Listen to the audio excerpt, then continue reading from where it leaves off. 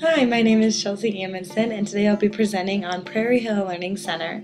In this video, I will highlight a brief understanding of Montessori education, but more importantly, I'll be discussing the cultural space of Prairie Hill as it relates to the school itself and the individual students. To begin, Prairie Hill Learning Center is a nonprofit corporation for the purpose of offering Montessori education for children with an emphasis on meeting the individual and communal developmental needs of each child in an indoor and country-outdoor setting. It encourages child-initiated, self-teaching, self-correcting, and independent activity learning methods. Montessori education focuses on the natural development of children through mixed age group classrooms, individual choice of research and coursework, and uninterrupted concentration.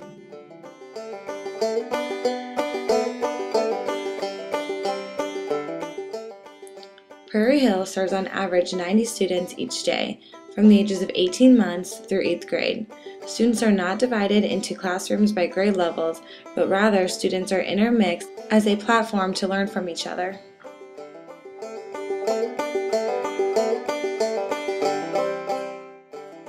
Prairie Hill is the only solar-powered schoolhouse in Nebraska.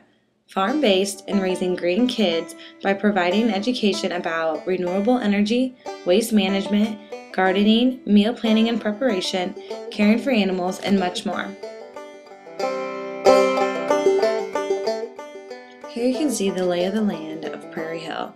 In relation to cultural space, our authors talked about how it's a place of identification, a physical location, and the relationship between places and our identities. According to our authors, physical place in this sense can become a cultural space that is infused with cultural meaning. Here we can look at the relationship between places and our identities.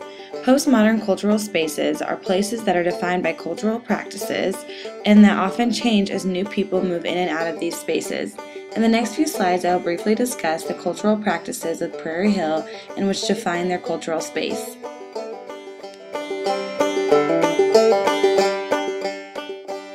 Children internalize concepts through a hands-on learning environment. They meal plan and assist in preparing the meal. The students set the table, eat family-style meals, and there is one student who hosts each meal. Each student plays an active role in the cleanup of mealtime. Students discuss current event reports, astronomy reports, weather reports, food announcements, job inspector announcements, and much more. And lastly, students experience environmental learning through caring for animals, watching life cycles, observing nature, experiencing changing seasons, planting, nurturing, and harvesting their own crops. And here are a few words from the staff and students at Prairie Hill Learning Center. One thing I think about a classroom is I don't ever think of it in a academic versus non-academic way. There's all sorts of different types of learning, and all of that learning is valuable. And so, in that sense, all of it is academic. So the entire trip is academic because they may be learning a skill like how to build a campfire. They might be learning how to saw logs or to split logs with a hatchet.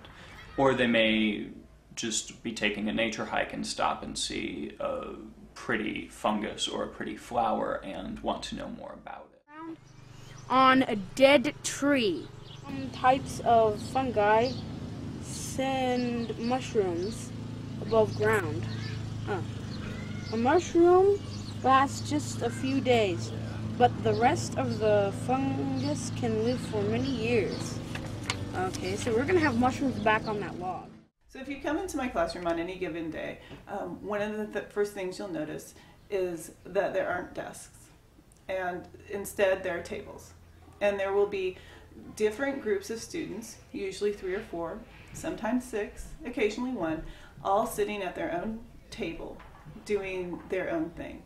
Some of the students might be working on a math problem together, some students might be working on a geometry problem, others might be reading to one another, and some people might be doing a follow-up in history or geography, and then there's biology.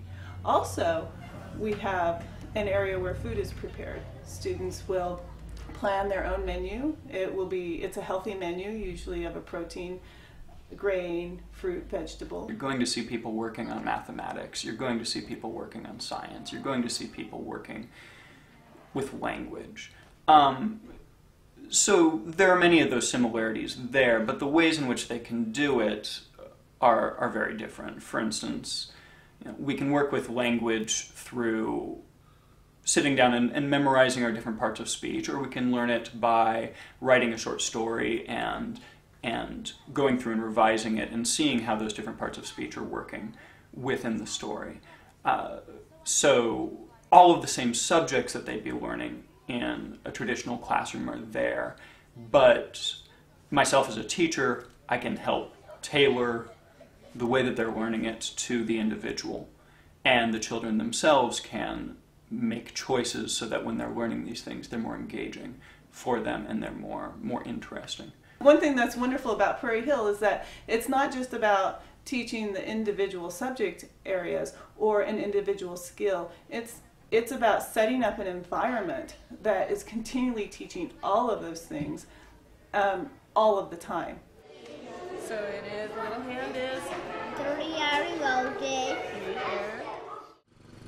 Remember that only experts should pick mushrooms to eat. Hey, those look really good.